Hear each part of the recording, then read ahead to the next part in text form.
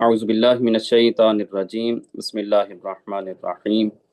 الحمد لله رب العالمين وصلى الله على محمد وآله الطيبين الطاهرين المعصومين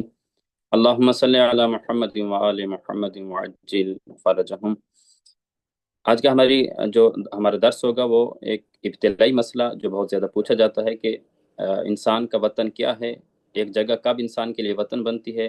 اور وہاں پر کیا نماز پوری پڑھنی ہوتی ہے، روزہ رکھنا ہوتا ہے یا نماز اور روزہ قصر ہیں، اور کوئی جگہ انسان کے لیے وطن بنتی بھی ہے یا نہیں، یا کب بنتی ہے، یہ تفصیلات انشاءاللہ ہم آج کے درس میں اس کو بیان کریں گے۔ پہلے دیکھیں کہ وطن جو ہے، ایک مرتبہ ہم خود جو لوگ وطن کا لفظ استعمال کر رہے ہوتے ہیں یا قانونی طور پر جو ایک چیز وطن کہلاتی ہے،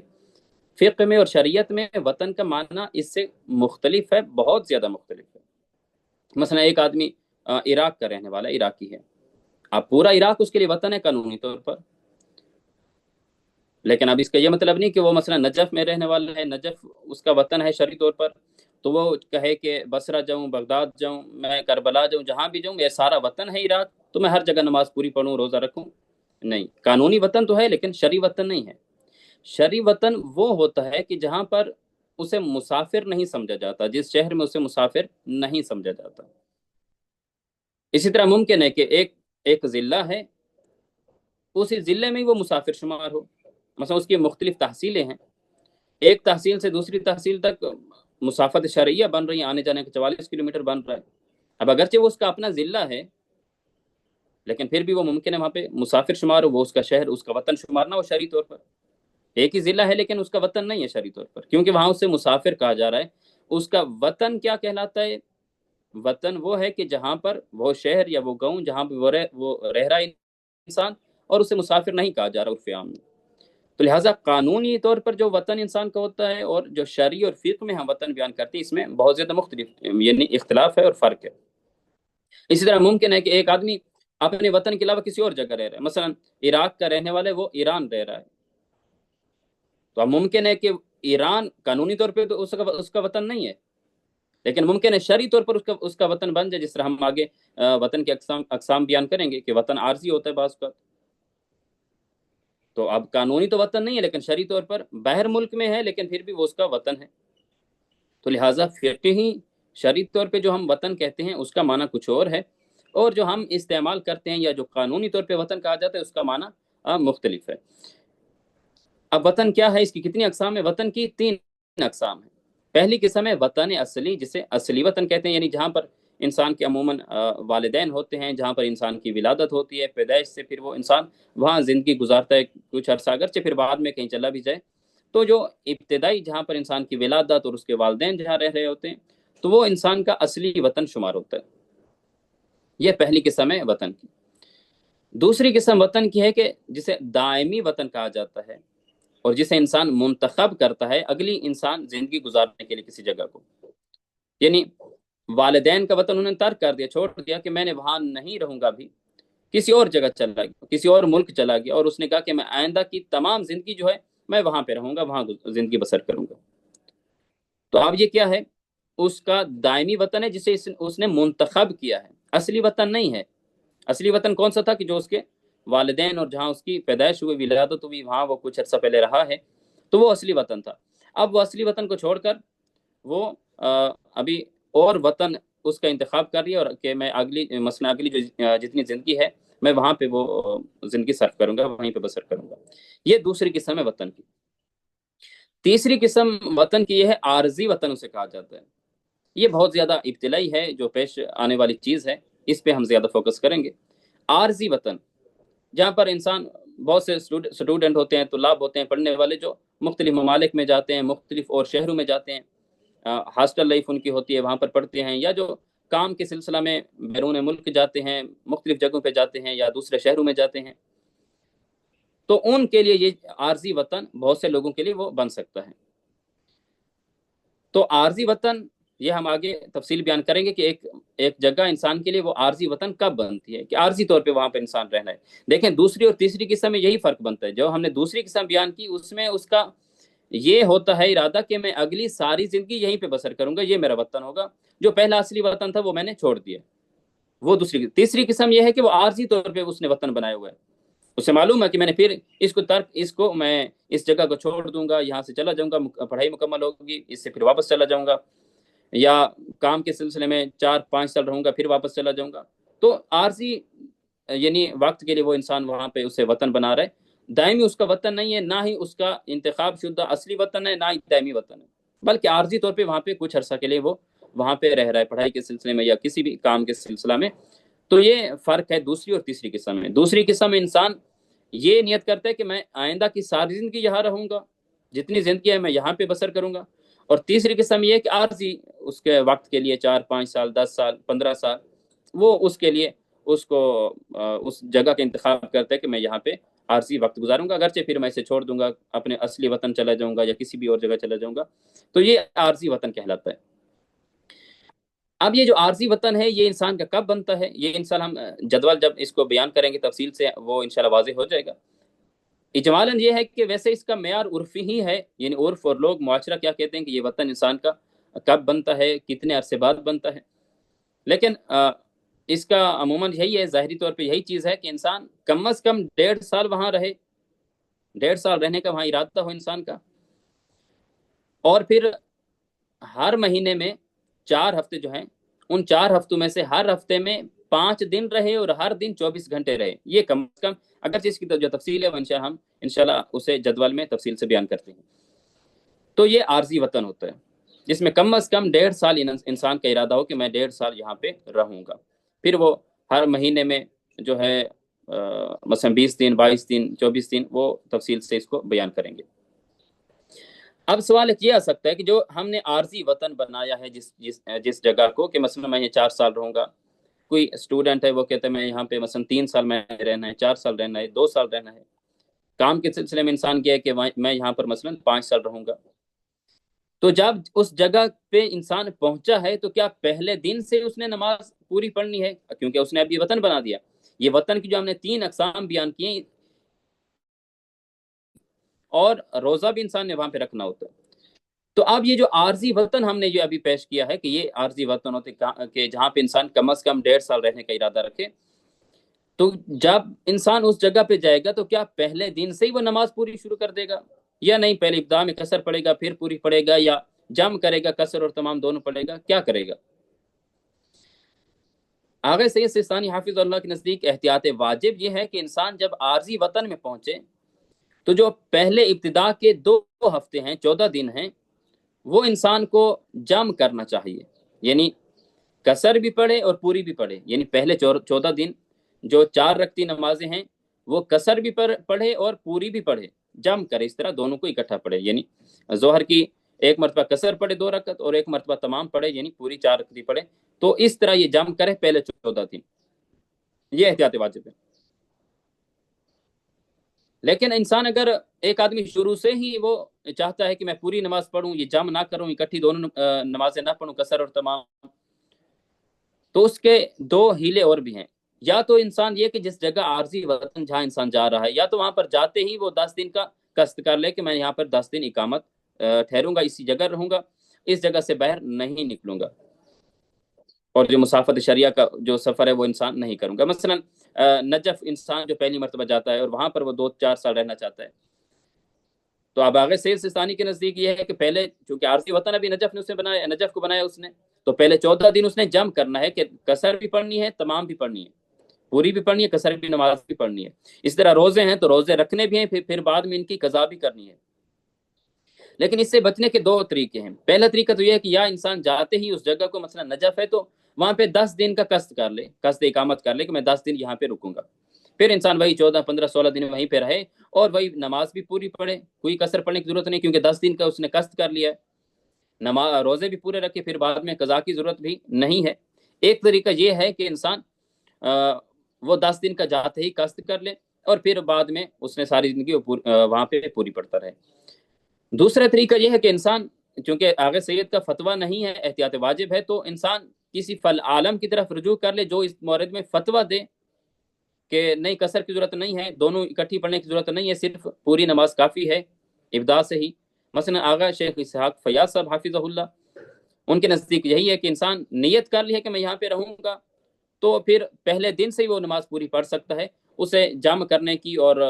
कसर और तमाम कसर और पूरी नमाज दोनों पढ़ने की ज़रूरत नहीं है। शुरू से पहले दिन से इंसान वहाँ पे पूरी नमाज पढ़ सकता है। लिहाजा ये दो तरीके, इंसान जो चाहता है कि आर्जी वतन में इंसान पहले दिन से ही वो नमाज सिर्फ पूरी पढ़े, उसे कसर वो ना पढ़े, तो ये दो तरीके उसके पास मौजूद हैं।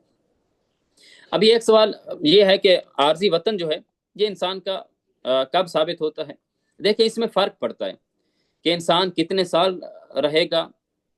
फिर उसमें महीनों की जो तादाद है, महीनों में दिनों की तादाद है, फिर दिन में घंटों की तादाद है, इससे फ़र्क पड़ता है। अगर दिन कम हैं, घंटे कम हैं,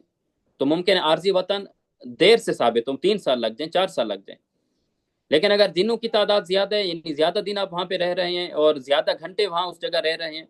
तो मुमकिन है जो आर्जी वतन है वो आपका 1.5 साल में, 2 साल में मुकम्मल हो जाए, और फिर वहां पे आप आर्जी वतन आपका हो जाए और नमाज और रोजा जो है वहां पे पूरा साबित हो। लेकिन इंसान को अगर शक नहीं वो यकीन नहीं है, शक की हालत में कि मेरा जो आर्जी वतन बनना भी है या नहीं बना, तो उसके लिए जदवल है, इसकी तरफ हम तवज्जो करेंगे, अगरचे यकीनन आप तक ये पहुंच चुका होगा ये जदवल। तो तरीका ये है कि ये इंसान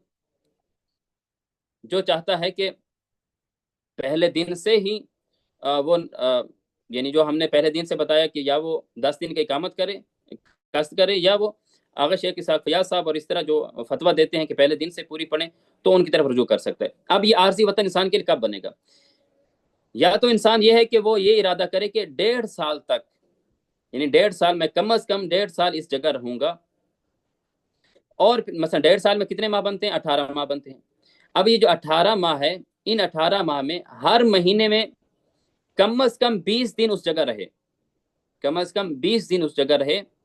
और 20 दिन कैसे? कि हर दिन में 24 घंटे रहे, यानी 20 दिन 18 माह में हर महीने में 20 दिन रहे, और 20 दिन कौन से? 24 घंटे वाले। यानी नजफ अशरफ जो मसलन तालिब इल्म आ रहा है पहली मरतबा, जो काम के सिलसिला में आ रहा है, या किसी भी जगह जो इंसान जाता है, तो क्या करे? 1.5 साल का कम अज कम उसका इरादा है कि मैं 1.5 साल हतमन यहाँ पे रहूंगा। वहां पे हर महीने में 20 दिन रहना चाहिए उसे, वहां पर रहने का कष्ट, तो कि हर महीने में 20 दिन रहूंगा, और फिर हर दिन 24 घंटे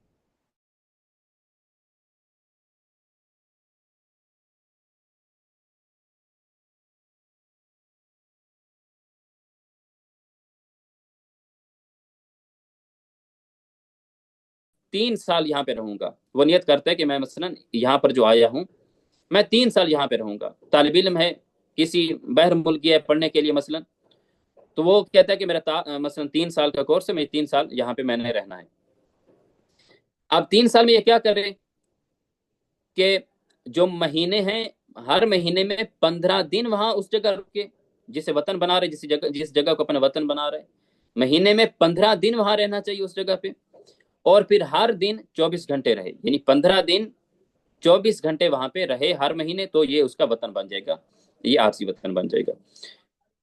या एक आदमी जो 4 साल का उसका इरादा है कि मैं 4 साल यहाँ पे रहूंगा काम के सिलसिला में या पढ़ाई के सिलसिला में, तो हर महीने में 7 से 8 दिन वो इंसान रहे वहां पे, और आ, हर दिन 24 घंटे रहे वहां पर, तो इससे भी ये इंसान का वतन साबित हो जाएगा। इसी तरह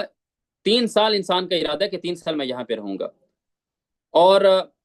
हर हर महीने 22 दिन रहता है, और हर दिन जो है वो इंसान 12 घंटे, यानी महीने में 22 दिन और दिन में 12 घंटे वहां पे रहे, तो ये इंसान का वो आरजी वतन बन जाएगा। या उसका इरादा है कि मैं 5 साल रहूंगा, तो 5 साल में ये क्या करेगा कि हर महीने में 15 दिन रहे और हर दिन में 12 घंटे वहां पे रहे, तो ये इंसान का वतन बन जाएगा। या इसी तरह इंसान 4 साल इंसान वहां रहने का इरादा रखता है, तो हर महीने 20 दिन रहे और हर दिन 8 घंटे रहे, तो ये उसका वतन बन जाएगा। या इसी तरह 4 साल है, हर महीने 22 दिन रहता है और हर दिन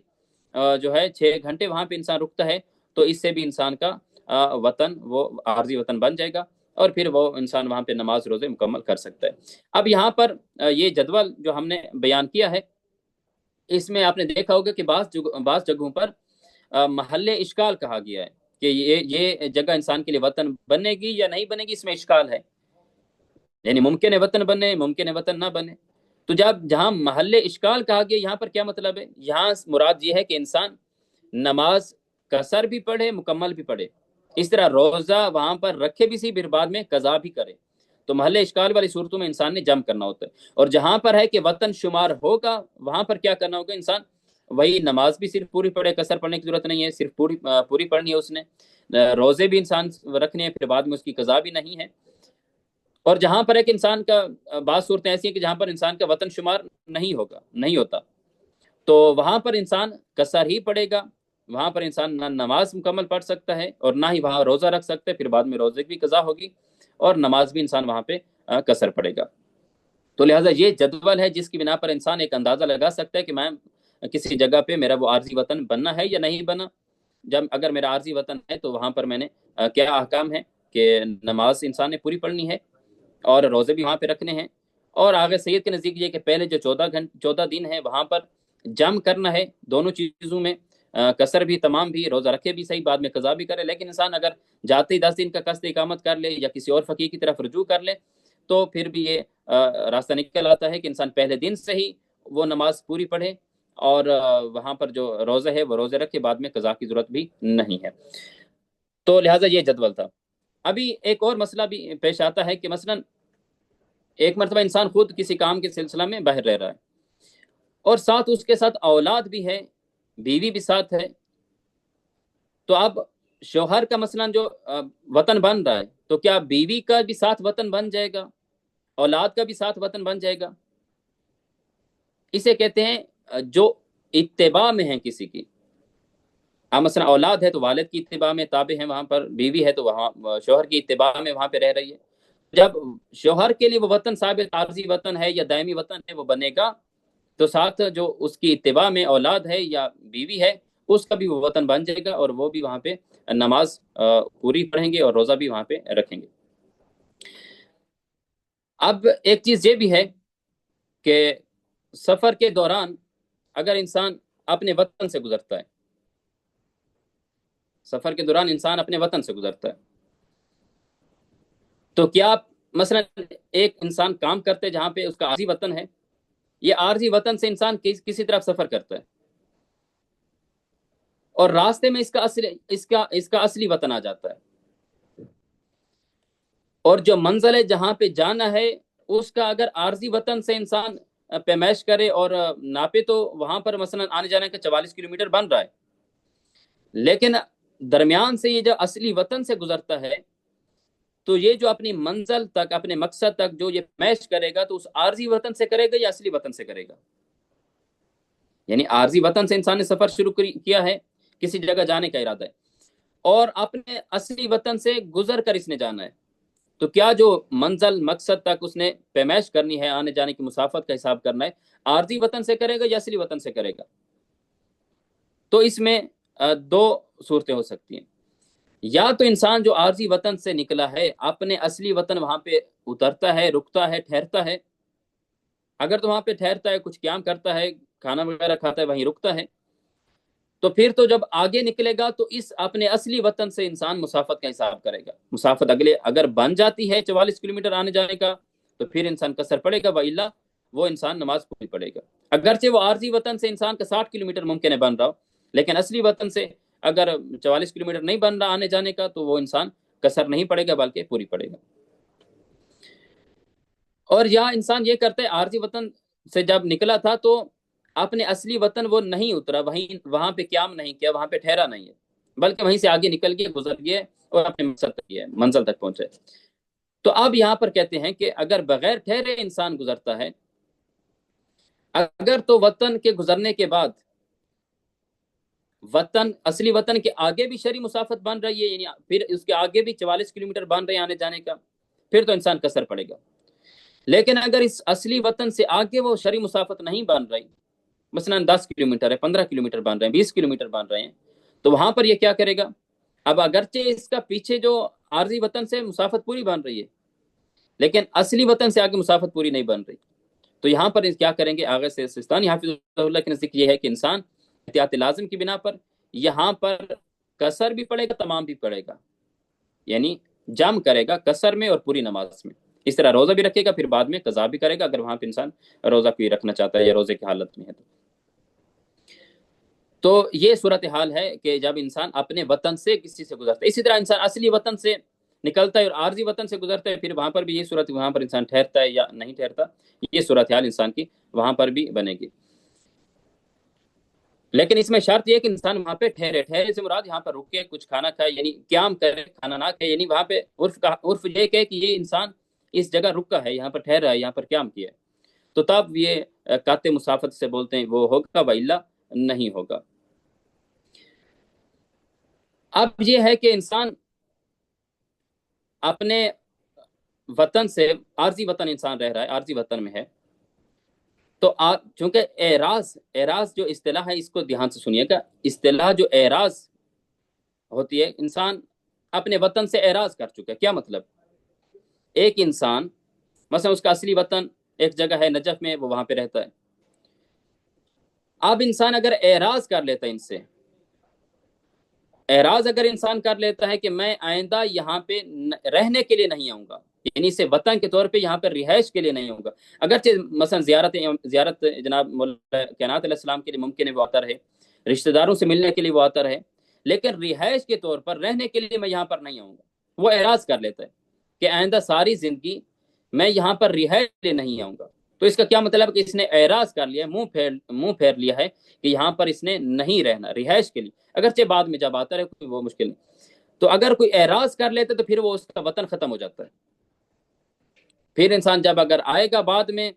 تو وہاں پر وہ نماز قصر پڑے گا، اگر 10 دن سے کم کے لیے آتے ہیں، 4-5 دنوں کے لیے، تو قصر پڑے گا، نماز پوری وہ نہیں پڑے گا، کیونکہ اب وہ اپنے وطن سے اعراض کر چکا ہے، اس نے وطن ترک کر دیا ہے، اگرچہ بعد میں رہنے کے لیے آئے اس میں کوئی حرج نہیں، یعنی وہ زیارت کے لیے آئے یا رشتہ داروں سے ملنے کے لیے،